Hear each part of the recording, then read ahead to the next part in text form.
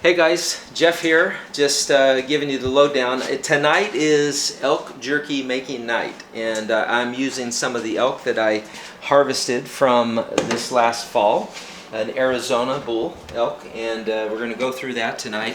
This is the end, so I'm going to show you the end before we get to the beginning.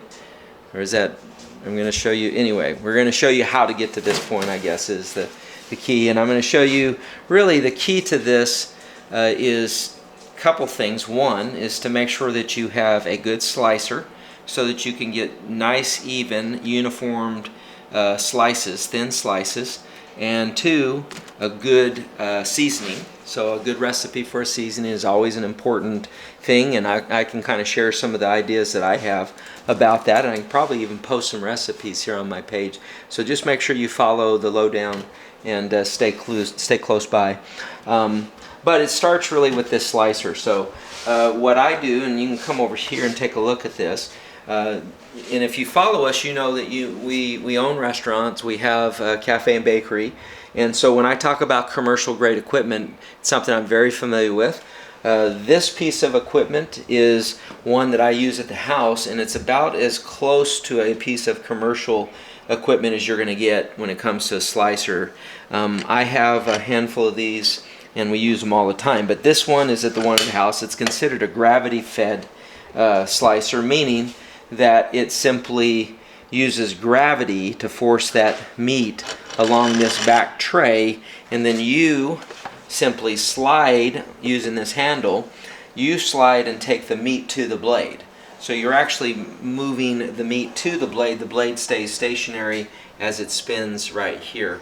And if you look, I've found that the key to a good jerky is to go about a 1/4 inch slice, is to slice at about a 1/4 inch. And this particular model uses numbers, so you may need to take a ruler and measure that, and you can put the ruler here and kind of measure and look until you get to that 1/4 inch depth that you want. But as you can see, you can cut this as wide as you want. Maybe you're going to make carne asada or something like that, and you just want a little thicker slice. But you can do that, and this slicer provides that kind of function for you.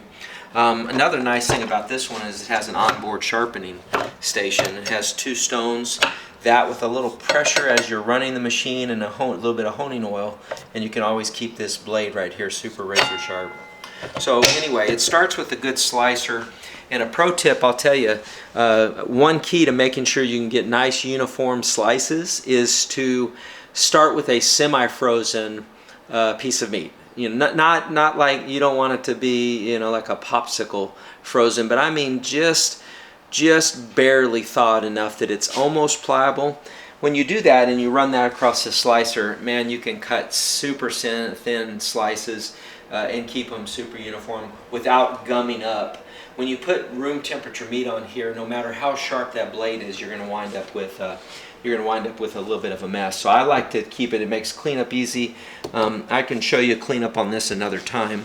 We're going to move on into the second part of this, and that is the actual meat. So there's some meat. This has been marinating for about 48 hours. And elk, wild game in particular, I like to let marinate a little bit longer than you would say like beef or chicken. Chicken, really, you can get by marinate chicken, measure that in a couple hours. Beef, day kind of thing. But wild game like deer or elk, I like to go more like 48 hours, so a couple of days. And in this case, I used a commercial product along with my own little recipes. But if you were to look up Leg, and I'll put that in the links here, but Leg makes some really good seasonings. This happens to be their Cajun version of it, and I have gone ahead and loaded the dehydrator, all except this last rack, because I was going to show you a couple of things how to use it. A pro tip is 2 things. One, spray your racks with cooking spray before you put anything on them. That's fruit, meat, whatever it is, make sure you spray them. It makes cleanup later a lot easier. And then always spray this little catch pan at the bottom, because that also makes cleanup a lot easier. And if you load from the bottom up, when you put this tray in, every tray thereafter is going to drip on the tray below, and therefore you're not losing any of that marinade. The marinade is actually staying on the meat. And so let's go ahead and get this empty rack out here. I've got that saved and set aside for this. Just a couple of quick things and tips. You want to make sure that your meat is flat. So anywhere you can, kind of take the time to spread it out and get all of the edges out and spread out, because anything that's not flat is going to wind up being like a piece of chewing gum, and you'd rather it be flat and uniform. And as you're trimming your meat, don't be afraid to come at it again just to get rid of extra fat and sinew, because now is the time to do that. Like here, you know, that's probably not going to make the cut. You know, so when I'm done here, I'll probably just peel that off and let that not make it, because again, it just those kind of pieces I've learned just are not really edible. They do have the same flavor, it's just you'll be at it for a long while trying to digest that or chew it up. And when you're putting the meat on, you always want to just leave some air space, gaps between them, so that the dehydrator can do its thing and circulate that nice warm air all the way around, 360 degrees around that meat. So keeping it nice and spread out on your tray is important.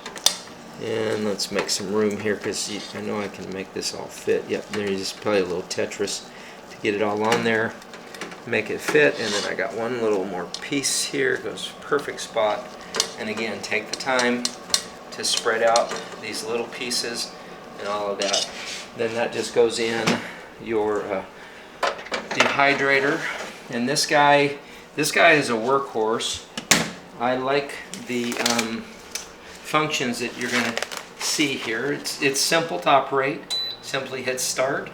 You're going to hit temperature. Now in this case it's set where I want it, but I want you to show you that you can reduce this. So if you were doing, say, some dried fruit and you wanted to do some pineapple rings and make some candy that way, you can drop that down in the 140s or even 130s, just depending on where you want it to be.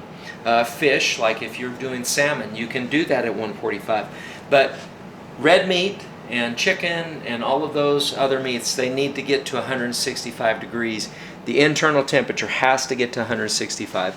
So therefore, you always want to make sure you're doing your red meats at that 165 degree temperature. And you can choose how long you want it to go.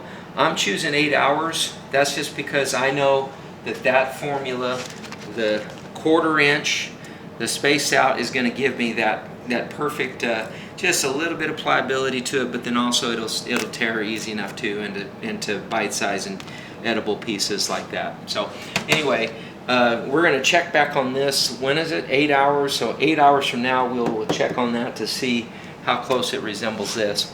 And then for us, you know, to me, I couldn't do any of the wild game processing that I do.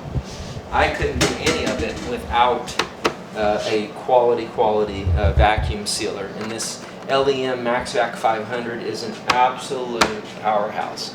If you do any kind of meat packing, or you do any kind of game, fish, you name it, or maybe you're just buying for the economics of it, maybe you're buying a side of beef or a 1/4 of beef, you can break it down and preserve it a heck of a lot better than butcher paper or any other method in putting it in the freezer than you can with a quality food sealer like this.